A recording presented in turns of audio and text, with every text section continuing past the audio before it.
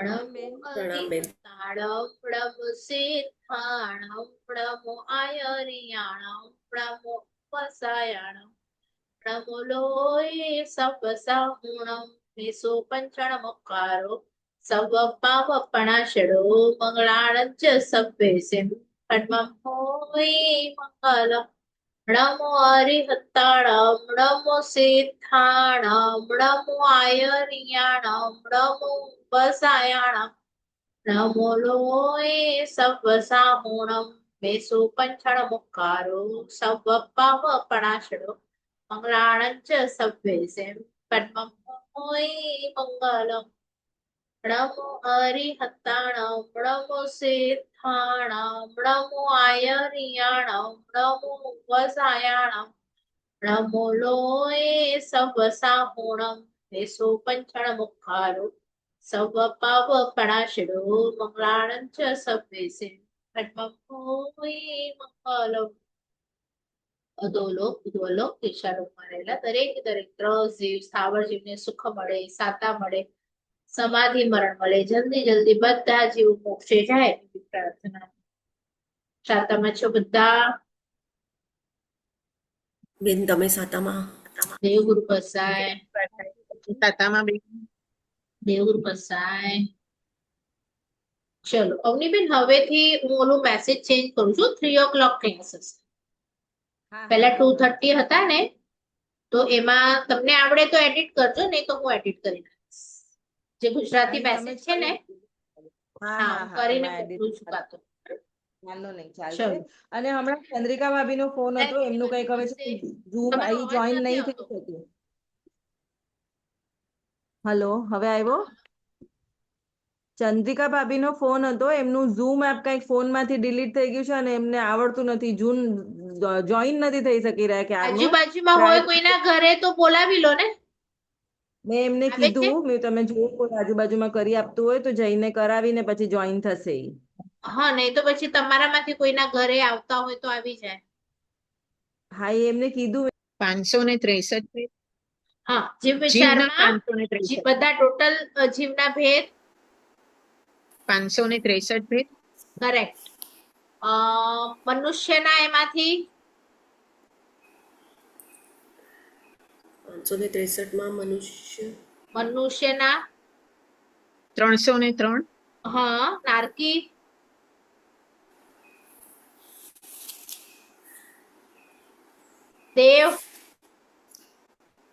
દેવના તો 12 અને પર્યાપ્તા દેવ, અપર્યાપ્તા દેવ, પર્યાપ્તા નારકી 198 દેવોના એ ટોટલ છે. મેં પર્યાપ્તા પૂછ્યું. પર્યાપ્તા દેવ, અપર્યાપ્તા દેવ, પર્યાપ્તા અને 25 પર્યાપ્તા અને અપર્યાપ્તા અને 198 ડિવાઇડેડ બાય 2. હા, અચ્છા, બે. અચ્છા, ટોટલ પર્યાપ્તા દેવ અને ટોટલ અપર્યાપ્તા દેવ 98 સાચું છે. નેક્સ્ટ ટાઈમ ફરીથી પૂછીશ. 98 અને 90. પર્યાપ્તિ ટોટલ ક્રમમાં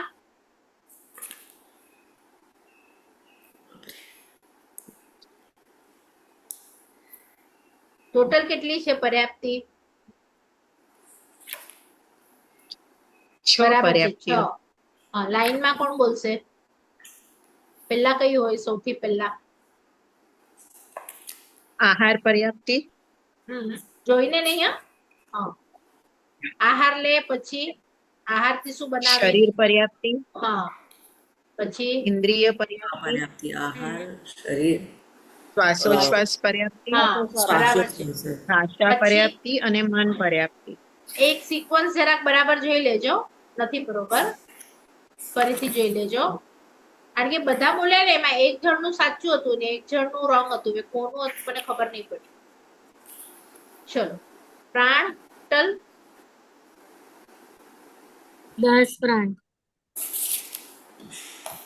ટોટલ પ્રાણ 10.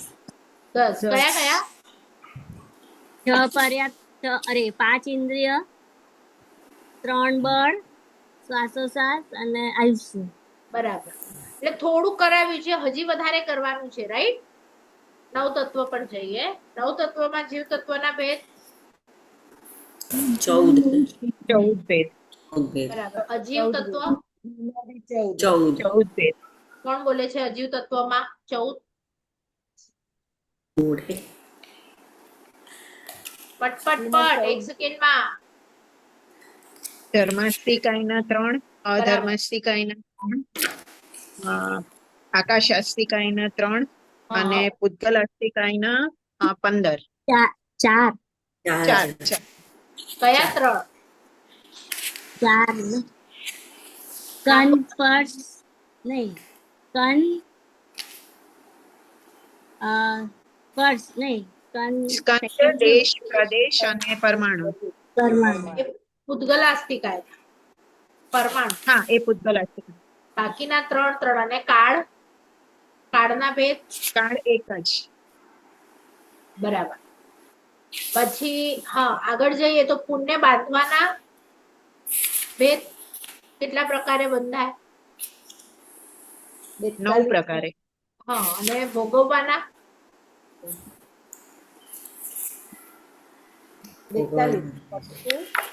42 પ્રકાર. પુણ્ય ભોગવવું હોય 42 પ્રકારે ભોગવા. એ 42 પ્રકારમાં કયા કયા કર્મ આવે? 42 પ્રકારે હું પુણ્ય ભોગવું તો કયા કયા કર્મનો સમાવેશ થાય એમાં? નામ કર્મ, ગોત્ર કર્મ, નામ કર્મ, ગોત્ર કર્મ અને આયુષ્ય કર્મ. આયુષ્ય કર્મ અને હજી એક છે ચોથું નામ, ગોત્ર, આયુષ્ય, વેદનીય કર્મ. ના, વેદનીય કર્મ. હજી કોઈ હોય? ના, ચાર પ્રકારે પુણ્ય ભોગવી. તો પેલા બોલવાનું કે 4 છે. નંબર બોલ્યા નહીં, સીધા નામ સ્ટાર્ટ કરી નાખ્યા. પાપના ભોગવવાના પ્રકાર ભેદ. પાપના ભોગવવાના પ્રકાર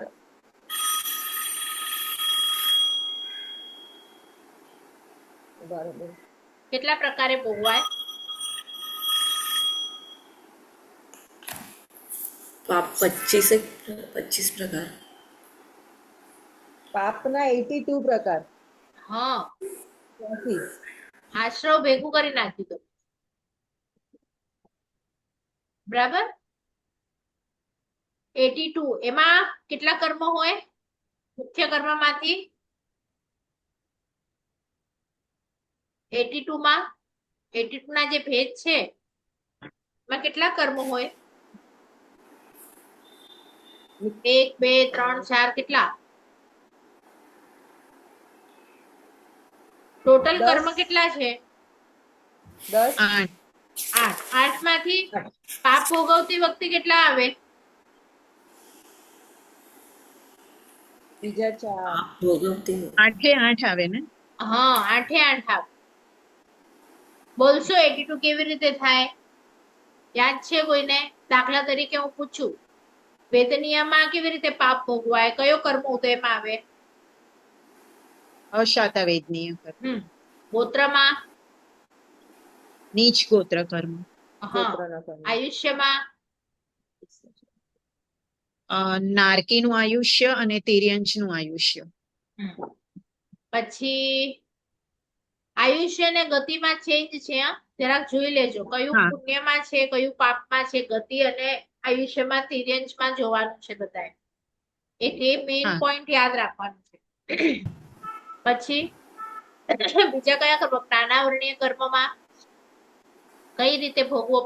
પાપનો ઉદય હોય, આપણને હમણાં પાપનો ઉદય છે એટલે આપણું મતિ જ્ઞાન નથી ખુલ્લું, આખું 100% નથી, શુદ્ધ જ્ઞાન નથી, અવધિ જ્ઞાન બધા અંશથી ખુલેલા છે.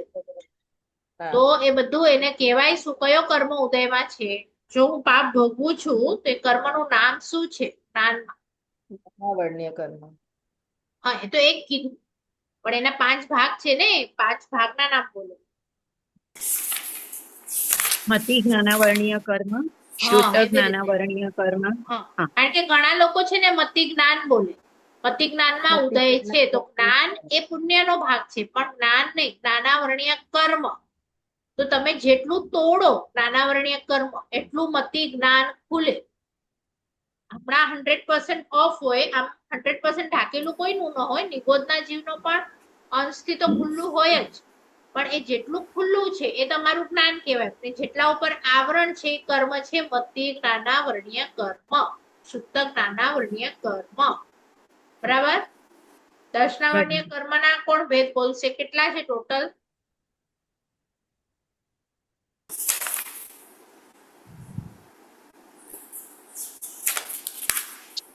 ભોગવતી વખતે આવે છે ને દર્શનાવરણીય કર્મનું નામ શું આવે છે? શું શું તમને વિપાક બતાડે, ફળ બતાડે? જો દર્શનાવરણીય 4 દર્શનાવર્ણીય કર્મ અને 9 પ્રકારની નહીં 5 પ્રકારની નિદ્રા. હા તો એ દર્શનાવરણીયનું ફળ છે, તમારે ભોગવો. હમણાં આપણને નિદ્રા આવતી હોય તો એ પાપનો ઉદય છે, કારણ કે મને જ્ઞાન ભણવા દેશે નહીં.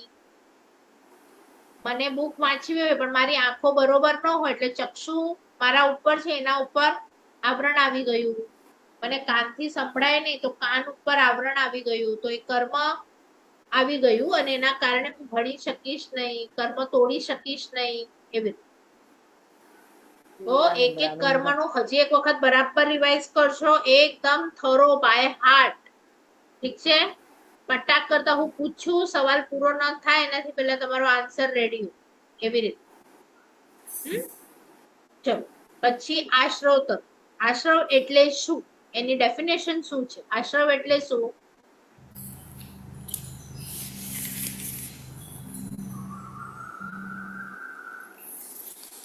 કર્મોનું આત્મામાં આવવું એને આશ્રવ કહેવાય. બરાબર. અને એના ભેદ? શુભ અને અશુભ કર્મોનું આત્મામાં આવવું એને આશ્રવ. શુભ પણ આવે એને પણ આશ્રવ, અશુભ આવે એને પણ આશ્રવ.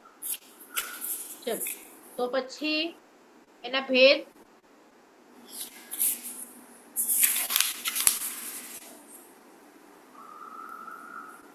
કેમ લીઝાબેન બુક જોવી પડે છે? નથી જોઈ? અસંયમ બહુ બુક ગમે છે? બેન મેં આશ્રવ તો લખ્યું જ નથી એટલે હું એ જોતી હતી. હા ચલો. કેટલા છે ભેદ આશ્રવના? 42 ભેદ છે. 42 ભેદ છે. 42. તો એમાં 2 પાર્ટ છે. કયા 2 પાર્ટ છે 42 માં? અસંયમના 17 અને ક્રિયાના 25. હા તો અસંયમ જે છે, તમને કોઈ પૂછે, હું તમને પૂછું ચલો મને સંયમના 17 ભેદ બતાડો. હવે સવાલ તમને ટ્વિસ્ટ થી પૂછ્યું છે. સંયમના 17 ભેદ તો કયા આવે?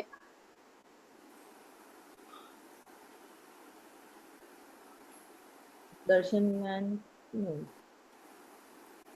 ઇન્દ્રિય કષાય, અવ્રત અને યોગ, ઉચ્ચાર 17 અને યોગ. તો અસંયમના ભેદ છે ને આશ્રમના, ઇન્દ્રિય કષાય, અવ્રત ને યોગ. ઇન્દ્રિય કષાય, હા તો તમે અવ્રત તમારી રીતે એનું કરી દો તું.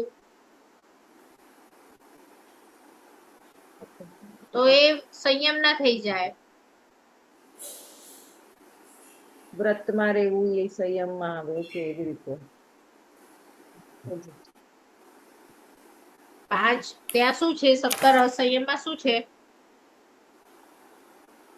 અસંયમ. 5 ઇન્દ્રિય, 4 કષાય, 5 હા. અવ્રત અને 3 યોગ. તો ખાલી 5 ઇન્દ્રિય જે છે એને શું કરો તો તમારું સંયમ થાય અને શું ન કરો તો અસંયમ થાય. શું છે? ખાલી 5 ઇન્દ્રિય છે, એની સાથે કઈક વર્ડ જોડાશે.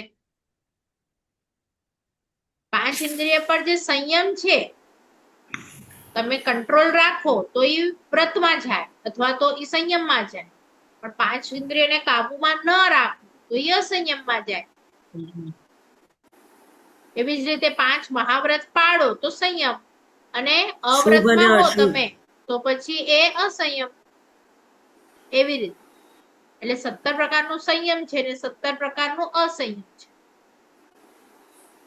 તો તમે જો સંયમમાં હો તો આશ્રવ ન થાય, પણ અસંયમમાં હો તો આશ્રવ થાય.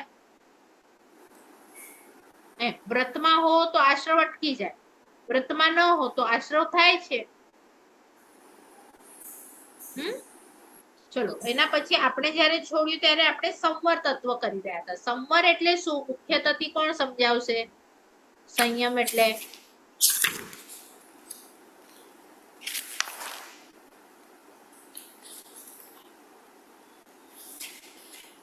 આવતા કર્મોને અટકાવવું એટલે સંવર. કેવી રીતે અટકાવવું? મનને સંયમમાં રાખીને, જો કાબુમાં સિદ્ધ રાખીને. ભગવાન છે ને એના પર કર્મ આવે છે હમણાં, ના. ના, તો એનો મતલબ એ સંવરમાં છે એમ કહી શકાય કે ન કહી શકાય? ન કહી શકાય.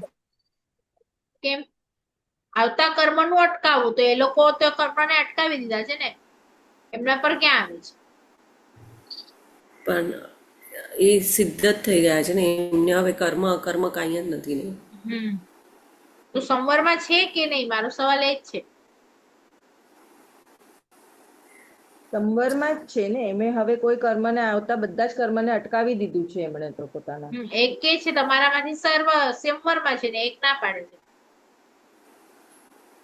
પણ એમણે તો બધા જ કર્મોની નિર્જરા કરી દીધી છે, એટલે સંવરનો પ્રશ્ન નથી આવતો. એમણે તો કર્મ નિર્જરી જ નાખ્યા છે બધા. એટલે સંવર એટલે શું? કર્મને અટકાવવું. તો એ બીજા અટકાવેલા છે એમના કે નહીં? સવાલ એમ છે. નિર્જરા એટલે શું? જે હતા એને બાળી નાખ્યા, હવે નથી. પણ હમણાં કર્મ આવે છે, આશરો થઈ રહ્યો છે? નથી થઈ રહ્યો. એકવાર હા. તમે બધા કર્મો નિર્જરી જાય તો પછી નવા કર્મો આવે જ નહીં. એવું કોણે કીધું? એવું નથી. મેં અચ્છા, હમણાં નિર્જરા કરી, પણ જ્યાં સુધી શરીર છે તો કર્મ આવશે.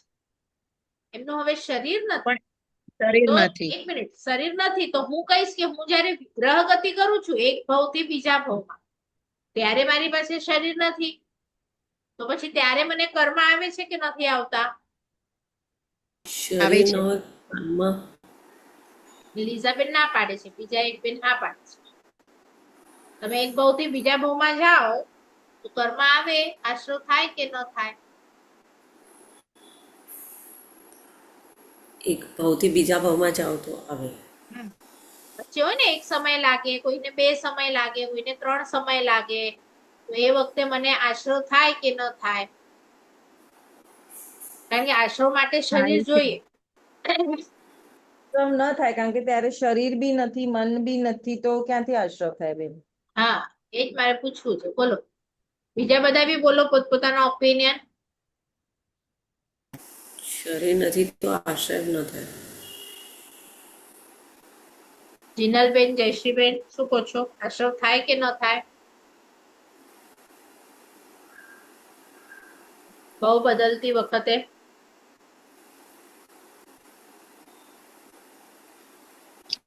ફટાફટ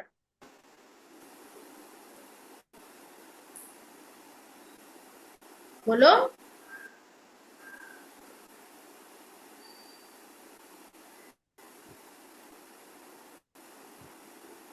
જીનલબેન માઇક ઓન કરો, જયશ્રીબેન માઇક ઓન કરો. બેન ના હોય પણ એક્સપ્લેનેશન નથી આવડતું. ઓકે, હા બસ છે કે ન એ જ પૂછવાનું છે. બોલો. એટલે તમે કેવું વાંચ્યું છે, તમને શું સમજાવ્યું છે મને ખબર પડે ને, એટલે હું એક્સપ્લેન કરું એટલા માટે. ચલો બીજા બધા. હા, એક જયશ્રીબેન બાકી છે, બોલો. તમે ખોલ્યું તું? ન થાય બેન, હા, ન થાય. ન થાય, બરાબર. હવે બધા આવો પેજ નંબર 43, મારામાં આશ્રવ તત્વમાં 43 છે, બરોબર? અને એની ડેફિનેટ 21 ગાથા ઉપર. હા, આશ્રવ તત્વમાં ત્યાં જુઓ, આશ્રવના કારણો બતાવ્યા છે કે આના કારણે આશ્રવ થાય છે, બરાબર? તો શું છે એમાં? ઇન્દ્રિય છે એટલે આશ્રવ થાય છે. તો હવે શરીર નથી એટલે ઇન્દ્રિય નથી, બરાબર? પણ કશાય પણ મૂક્યું છે. હવે જ્યારે તમે ભાવ બદલો છો તો તમારો આત્મા છે, અને આત્મામાં કશાય છે કે કશાય નથી? આત્મામાં છે. તો તમને કેવી રીતે આનું થયું? હવે અવ્રત છે તો ઈ તમે વ્રત લીધા હોય તો પણ તમે જ્યારે ભાવ બદલો ત્યારે વ્રતમાં છો નથી. નથી. બરાબર. મન, વચન અને કાયા એ ત્રણના યોગ છે. તો મન નથી ત્યારે વચન નથી કે કાયા નથી? શું નથી? કાયા નથી. હા, કાયા નથી. વચન પણ નથી, પણ મન તો છે જ. હા. જે અવનીબેને કીધું ને, મન, ઈ મન તમારું એટલે દ્રવ્યથી, એટલે કે બ્રેન ન હોય, પણ ભાવ મન હોય. ભાવ મન એટલે આત્મા. આત્મામાં જે તમારી લાઈક્સ છે, ડિસલાઈક છે, એને ભાવ મન કહેવાય. ઈ ભાવ મન છે તમારી પાસે. બરાબર. તો એના કારણે એટલે જે તમે શરીરની વાત કરી ને, તો એ ઔદારિક શરીર નથી. એટલે આપણને હવે કર્મ ગ્રંથ 1 ભણવાનું, જ્યારે 9 તત્વ થઈ જાય પછી તો 5 શરીર છે. તો આ જે ઔદારિક શરીર છે એ નથી, પણ આત્મા જે છે એના ઉપર તેજસ શરીર અને કાર્બન શરીર છે. તેજસ શરીર એટલે જ્યાં આપણી ગરમી એ ટેમ્પરેચર એ મેન્ટેન થાય. દાખલા તરીકે તમે જોઈ હશે, કોઈકની તાસીર ગરમ હોય, કોઈકની તાસીર ઠંડી હોય, તો ઈ ટેમ્પરેચર છે આપણું. તમે ગમે એટલા -20 માં પણ જશો ને, તો તમારું જે બોડી ટેમ્પરેચર છે એ તો એ જ રહેશે. તો ઈ કેમ એવું થયું? કેમ એને બહારથી ઠંડી લાગી તો પણ તમે એકદમ માઇનસ જેવી તમારું ટેમ્પરેચર નહીં થઈ ગયું? અથવા બહુ ગરમીમાં ગયા તો પણ તમારું બોડી ટેમ્પરેચર 37 ને જે રહેવું જોઈએ, ફેરેનહીટ, સેલ્સિયસ ને બધું, એનું એ જ હોય છે. તો એ તેજસ શરીર, આત્મા ઉપર તેજસ શરીર છે અને આત્મા ઉપર કાર્બન શરીર છે. બે શરીરો તમે ભાવ બદલો તો પણ તમારી સાથે હોય, એટલે કે તમારા કર્મ એ ચાલે. એટલે શરીર છે માટે કર્મ છે. પણ સિદ્ધ ભગવંતોને આત્મા જ ઓનલી છે, એના ઉપર તેજસ શરીર પણ નથી, કાર્બન શરીર પણ નથી, બધા કર્મ નિર્જરી ગયા છે. એટલે જ્યાં સુધી શરીર છે તો કર્મ છે, પણ આ ઔદારિક શરીર નથી. અને દેવો ભાવ બદલી કરે તો વૈક્રિય શરીર ન હોય, પણ શરીર તો હોય. કયું? કાર્બન અને તેજસ. એટલે કર્મ બંધાય, ભાવ બદલતી વખતે પણ બંધાય. જે તમારા લાઇક્સ હોય ને, ડિસલાઇક્સ હોય ને, સમજો મને ગુરુ પ્રત્યે બહુ માન ભાવ છે, તો આ બહુમાન ભાવનું પુણ્ય મને ભાવ બદલતી વખતે પણ મળે. મને ગુરુ નથી ગમતા, અથવા તો મને બધા લોકો પર દ્વેષ છે, અથવા તો બહુ રાગ છે, તો ઈ સ્વભાવનું ઈ જે આશ્રવ થવાનું હોય, તો એ સેકન્ડ પર ભાવ બદલતી વખતે પણ એ આશ્રવ ચાલુ હોય. તમે 6 મહિના કોમામાં છો, તો તમે કઈ કરવાના છો બોડીથી, કઈ બોલવાના છો, તો કાયા અને વચનનો આશ્રવ ન થાય, પણ તમારું મન કે આ કંઠી વાળા આવા, અથવા તો આ પાકિસ્તાન આવું, એ જે પડ્યું છે પૈસા સારા, તો એના કારણે 6 મહિના આશ્રવ થયા જ કરે કર્મનું. હવે તમે વિચાર, તમે સુવા માટેના આટલા કલાકો જે લીધા, એમાં તમે કઈ પાપ કરવાના છો? નહીં. પણ દરેકે દરેક સેકન્ડે આશ્રવ ચાલુ છે. એટલે આપણે સૂતી વખતે સંધારા વિધિ બોલીએ કે તમે સારું બોલીને સુવો, તો એટલીસ્ટ એમ તમે બોલો ને કે જીવું તો આગળ, નહીં તો બધું વસીરાવેલું.